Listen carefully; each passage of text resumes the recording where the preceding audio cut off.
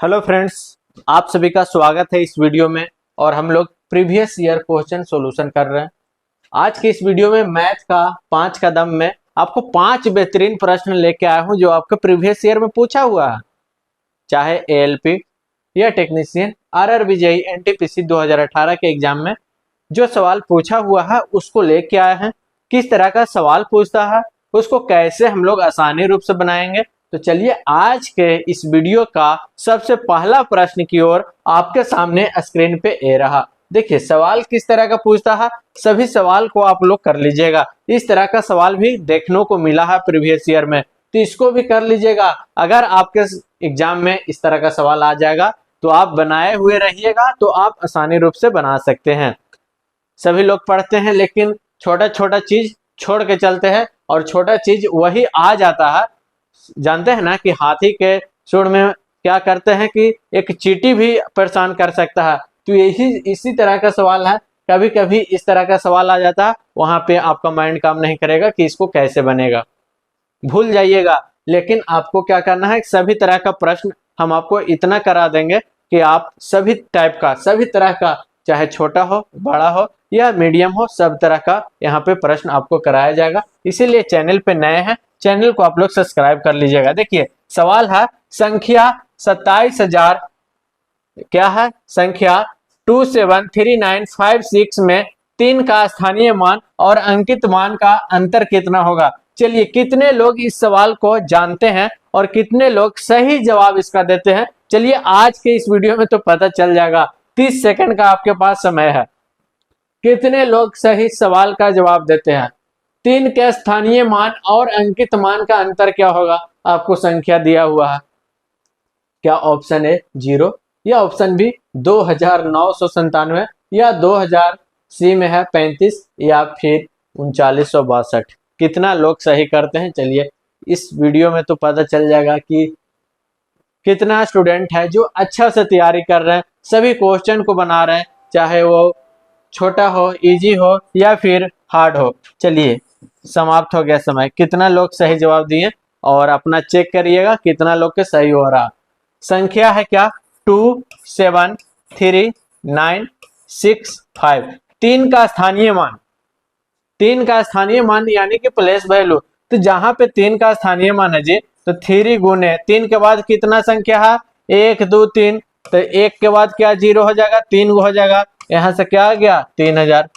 अगर और 3 का प्लेस वैल्यू या फेस वैल्यू, 3 का ये क्या हो गया स्थानीय मान, स्थानीय मान जिसको हम लोग प्लेस वैल्यू कहते हैं, और ये फेस वैल्यू यानी कि अंकित मान, अंकित मान 3 का क्या हो जाएगा।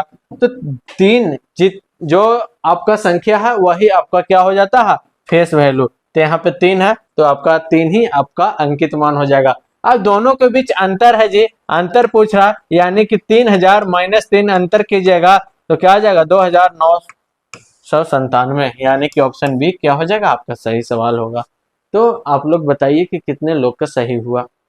2997 ऑप्शन बी कितना लोग क्या आया, कहा कि स्थानीय मान 3 का क्या आ गया 3000 आ गया, और 3 का अंकित मान तो 3 ही, और दोनों का अंतर घटाइए 2997।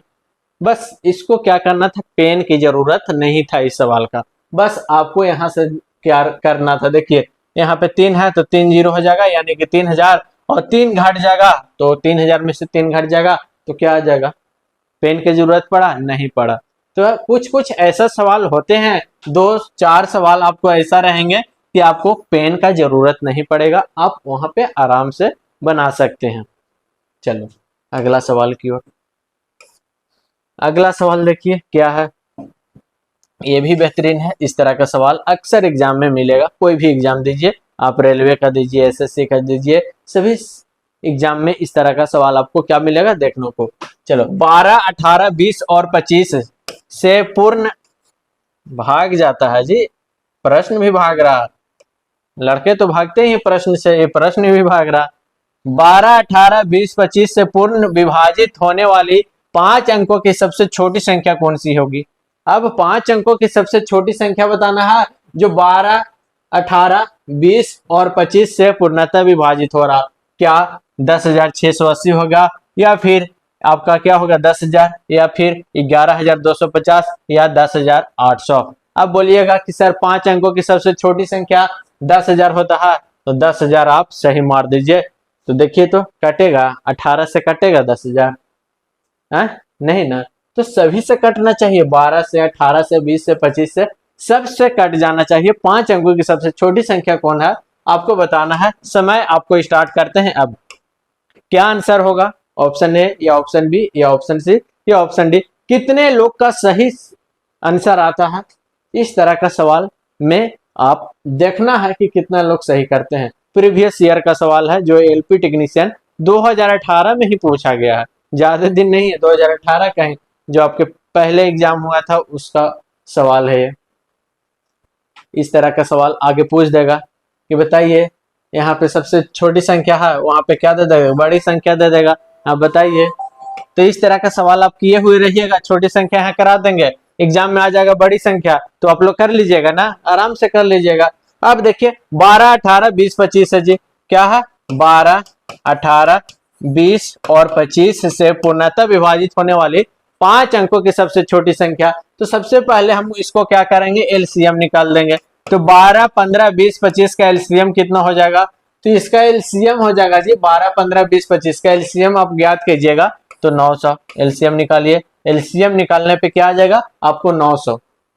अब क्या करना है कि 5 अंकों की सबसे छोटी संख्या क्या होगा, 5 अंकों की सबसे छोटी संख्या कितना हो जाएगा, तो आपका क्या हो जाएगा 10,000। 5 अंकों की सबसे छोटी संख्या क्या हो जाएगा आपका 10,000। अब क्या करना है कि जो आपका सबसे छोटी संख्या है इसको क्या करना है 900 से भागा देना है, जो आपका एलसीएम आया और जो आपका सबसे छोटी संख्या है 5 अंकों की उसमें भागा दीजिए, एक बार में लगेगा, बच गया आपका, फिर एक बार में लगेगा, शेष बच गया आपका 100, शेष आ गया, इसी का खेला है। देखिए शेष आ गया आपका 100। अब क्या करेंगे कि पूर्ण विभाजित होने वाली 5 अंकों की सबसे छोटी संख्या कौन होगा, तो आपको यहां से आ जाएगा 1000, क्या सॉरी 10,000 प्लस 900 माइनस 100 हो जाएगा, यानी कि 10,000 प्लस 800। 900 में से 100 घटेगा तो क्या आ जाएगा 800, तो यहाँ क्या आ गया 10,800। 10,800 option D is the correct answer. 10,800 वो छोटी संख्या है जो 12 से कट जाएगा, 18 से कट जाएगा, 20 से कट जाएगा और 25 से भी कट जाएगा। कैसे बना, सबसे पहले 12, 15, 18, 20, 25, 12, 18, 20, 25 का एलसीएम निकालिए, एलसीएम आ गया 900। सबसे छोटी संख्या 5 अंकों का 10,000। अब 10,000 को 900 से भागा दीजिए और जो शेषफल आएगा वो एलसीएम जो आया उसमें से घटा देना है, तो शेषफल आ गया हमारा 100, तो 900 में से 100 घट जाएगा 800 और 800 क्या इसमें ऐड हो जाएगा और वही आपका जो संख्या निकल के आया वो सबसे विभाजित हो जाएगा। ठीक है, कॉन्सेप्ट को ध्यान रखिए किस तरह से सवाल बन रहा, और इसी तरह से बड़ी संख्या भी पूछ देगा। तो यहाँ 5 अंकों की बड़ी संख्या, तो बड़ी संख्या क्या हो जाएगा 5 वो 9 हो जाएगा। अब इसी तरह से उसको कॉन्सेप्ट लगा देंगे, है ना। चलो अगला सवाल की ओर बढ़ो। अगला सवाल देखिए, ये भी सवाल बेहतरीन है, कैसे बनेगा। यदि 3 दर्जन अमरूद का मूल्य 90 रुपए है तो 240 रुपए में कितने अमरूद खरीदे जा सकते हैं। 3 दर्जन अमरूद का मूल्य है 90 रुपए, तो 240 रुपए में कितना मूल्य अमरूद खरीदेंगे जी। चलो 30 सेकंड का आपके पास है, इतना तो दुकानदार भी बता देता है तुरंत कि 3 दर्जन अमरूद का मूल्य 90 तो 240 रुपए में क्या गोदाम हो जी, तो तुरंत बता देगा। जो बनिया होगा 100 जी होंगे वो तुरंत एकदम कैलकुलेशन उन लोग का तगड़ा रहता है। बनिया 100 जी, अब बोलेगा कि 170 रुपए किलो है कुछ कोई सामान, तो बोलेगा कि सर 25 ग्राम दे दीजिए ना, या फिर 50 ग्राम क्या रुपए हुआ, तुरंत बता देगा। बनिया का कैलकुलेशन बहुत होता है, क्या आसान होता है, यानी बहुत उन लोग तेज होता है कैलकुलेशन में। मोदी जी तो बनिया है, देखो कैलकुलेशन में कितना तेज है ना। चलो अगला, इसको कैसे बनाएंगे हम लोग, समय हुआ समाप्त। कितना लोग बनाए हैं चलो देख लेते हैं, टेस्ट करते हैं। 3 दर्जन अमरूद का मूल्य है 90 रुपए, यानी कि 90 रुपए में 3 दर्जन अमरूद, यानी कि एक दर्जन में 12 अमरूद, तो 3 दर्जन में 12 3 36 अमरूद। 90 रुपए में जी कितना अमरूद? 36 गो। तो 1 रुपए में कितना अमरूद? 1 रुपए में कितना अमरूद? 36 बटा 90 गो। तो 240 रुपए में कितना है? तो 36 बटा 90 गुने 240 हो जाएगा कि नहीं हो जाएगा? सभी लोग बताइए। काट देंगे 0 से 0, 9 चौको 36 कट गया। अब 24 चौको क्या आ गया? 96। क्या आ गया? 24 चौको 96, यानी कि 96 गो। 240 रुपए में कितना अमरूद? 96 अमरूद खरीदे जा सकते हैं। के दर्जन हो जाएगा जी? 96। 96 में 12 से भागा दीजिए, तो 12 8 96, 12 दर्जन हो जाएगा ना जी। तो इस तरह का सवाल आप आराम से कर सकते हैं। 240 रुपए में 96 गो अमरूद खरीदे जा सकते हैं। चलो, कितने लोग का सही हुआ बताइए। अगला सवाल है आपके सामने। इस तरह का सवाल, दो सहभागियों एम और एन ने एक कार खरीदा। एम ने बतौर अपने हिस्से का कार का लागत के 3/7 का भुगतान किया। एम ने एन की तुलना में 31,540 रुपए कम दिए, तो कार का लागत क्या होगा? देखिए जी, दो गो पार्टनर था, एक हम और एक आप, और दोनों मिलके हम लोग कार खरीदे। और कार खरीदे तो हम हैं जो जितना लागत हुआ 3/7 भाग दिए, ठीक है। और तुम है एन एम एन की तुलना में 31,540 रुपए कम दिया, तो कार का कीमत यहाँ पूछ रहा है। चलो बताओ। 45 सेकंड का इसमें देंगे समय, 45 सेकंड का समय देंगे और बताना है कि इसका आंसर क्या होगा। ए, बी या सी या डी। दो सहभागी है एम और एन। एम ने अपने बतौर हिस्से का लागत 3/7 भुगतान किया और एम ने एन की तुलना में 31,540 रुपए कम दिया, तो कार का कीमत पूछ रहा। बताइए आप लोग, बताओ जी।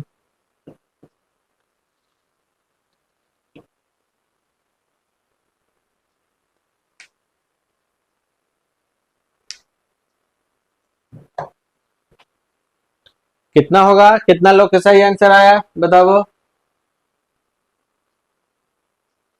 ऑप्शन ए सही है, या ऑप्शन बी, या ऑप्शन सी, या ऑप्शन डी? चलो, समय क्या हुआ? समाप्त हो गया। चलो आगे देखते हैं कैसे बनेगा। दो सहभागी है, कौन कौन है? एम और एन है, ठीक है। तो एम और एन है जी। तो एम माना कि मान लिया जाता है कि कुल लागत क्या है? माना कि कुल लागत क्या है आपका? एक्स है, ठीक है। तो एम का हिस्सा क्या हो जाएगा? एम का हिस्सा 3/7 है, यानी कि 3x/7। तो एन का हिस्सा क्या हो जाएगा? एन का हिस्सा क्या हो जाएगा? 7 में से 3 रुपए दे दिया जी, बचा कितना? 4 रुपए, तो 4x/7। अब सवाल है, एम ने एन की तुलना में 31,540 रुपए कम दिया, यानी कि कौन दिया कम? एन की तुलना में, यानी कि एन की तुलना में एन का हिस्सा क्या है? 4x/7 माइनस 3x/7 बराबर क्या हो जाएगा? 31,540। अब इसको कैलकुलेशन कीजिए। इसको एलसीएम लीजिएगा तो 7 और 4x में से 3x जाएगा तो क्या आ जाएगा? x। तो x/7 बराबर क्या आ जाएगा? 31,540। तो x बराबर क्या हो जाएगा? 7 गुने 31,540। अब यहां से x बराबर क्या आ जाएगा? 0 हो जाएगा जी। 7 को 28 हो जाएगा, 2 बच जाएगा, 7 बचे 35, 2 37, 3 बच जाएगा, 7 3 10, और ये आपका क्या हो जाएगा? 7 21 और 1 22, यानी कि 2,20,780, यानी कि option C is the correct answer. Car की लागत जो है 2,20,780 रुपए होगा। इस तरह से निकल गया। यहां से x का वैल्यू निकल के आ गया जी। अब पूछ देता कि m का हिस्सा कितना है, यानी कि तो 3x/7 x का वैल्यू रख देंगे और निकल जाएगा कि m के कितना रुपए मिलाया, n कितना रुपए मिलाया। तो यहां से निकल जाएगा कि नहीं? आराम से बन जाएगा कि नहीं? कितने लोग के समझ में आया कमेंट करके बताइए। सभी लोग को आ गया होगा। जिनको नहीं आया होगा आप कमेंट कीजिएगा कि सर नहीं आया, फिर बताएंगे हम। अगला सवाल देखिए। राज 51 किलोमीटर प्रति घंटे की गति से एक निश्चित दूरी को 2.1/3 घंटा में तय करता है। 68 किलोमीटर प्रति घंटा की गति से उसी दूरी को कितना समय में तय करेगा? चलो 30 सेकंड का सवाल है। ये सवाल ज्यादा टफ नहीं है, बहुत ही आसान है। 30 सेकंड का समय है। क्या होगा आंसर? ए, बी, सी या डी? सही जवाब देने वालों को कौन बनेगा करोड़पति में हॉट सीट पे बैठाया जाएगा? चलो सही जवाब दीजिए।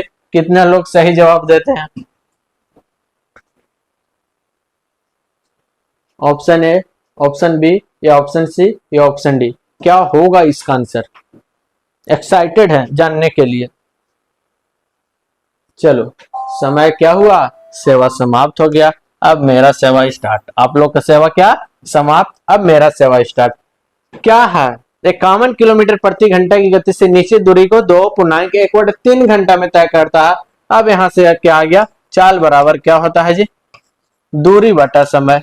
सभी लोग को पता होगा। जिनको नहीं पता होगा उनको लिए क्या किया जाए? सीबीएसई को पता होगा क्या? स्पीड बराबर डिस्टेंस बटा टाइम। कुछ प्राणी को यह भी पता होगा कि एस बराबर डी/टी। तीनों वाला प्राणी होगा, है ना? कोई ई वाला प्राणी होगा, कोई ई वाला, कोई ई वाला। हम तो पहलका वाला प्राणी है जी। चाल बराबर दूरी बटा समय। क्या? चाल बराबर दूरी बटा समय। हम यही वाला प्राणी है। आप कौन वाला प्राणी है वो बताइएगा कमेंट करके कि आप कौन वाला प्राणी है। चलो हम पहलके हैं। चलो आगे देखिए। यहां से आपको चाल दिया गया है 51 किलोमीटर प्रति घंटा और आपको क्या है? 51 किलोमीटर प्रति घंटा दिया गया है। दूरी आपको निकालना है, दूरी निकालना है जी। तो दूरी समय दिया हुआ है क्या? 3 दूनी 6 1 7/3। समय क्या है? 7/3 दिया गया है। अब दूरी बराबर क्या हो जाएगा? यहां से 7/3 गुने क्या हो जाएगा? 51 हो जाएगा। 17 तिया 51। 17 में 7 से गुना कीजिए 119। क्या हो जाएगा? किलोमीटर। दूरी है तो किलोमीटर में निकल के कितना आ गया दूरी? 119 किलोमीटर। यानी कि 51 के स्पीड से जाता है, इतना समय में कितना दूरी तय करेगा? 119 किलोमीटर दूरी करेगा। अब 48 किलोमीटर प्रति घंटा की चाल से चलता है तो उस दूरी को, यानी कि जो निकल के आया दूरी, कितना समय में तय करेगा? तो समय बराबर क्या हो जाएगा? टोटल दूरी कितना? 119 बटा क्या हो जाएगा? चाल 68। तो गुना कर दीजिए। 119 बटा 68 कटेगा, ये कटेगा। देखिए 17 चौको 68 और ये 17 सते 119। 7/4 पूर्णांक में आंसर है, यानी कि 4 हो जाएगी जी। एक और ये आपका क्या हो जाएगा? 3। 1.3/4, 1.3/4। Option B is the correct answer. होगा कि नहीं? सभी लोग कमेंट करके इसको बताइए कि आप लोग को इस तरह का सवाल आता है और कितना आसानी रूप से बन गया, है ना? चलो अगला सवाल देखो। अगला सवाल कहां से देखिएगा जब है ये नहीं है, यानी कि आज का सवाल क्या हुआ? खत्म हो गया।